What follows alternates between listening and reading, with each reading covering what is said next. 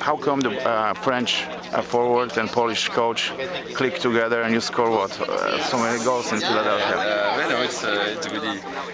He talk English better than me, and so we communicate very well. He's a very nice coach, on the field and outside the field. You know exactly when you have to be serious and when you can have fun. So it's great. I got a good connection with him. He's a very nice man, and I really like to play for him. And like I say, he gave me lots of confidence before when I came here, after the trade, and it's great for me for a player because I lose a little bit in Philadelphia my confidence as a forward, and he knew how to give me back this confidence. And with all the teammates and the work we do every day, it's great. But yeah, I'm very happy to be in Philadelphia.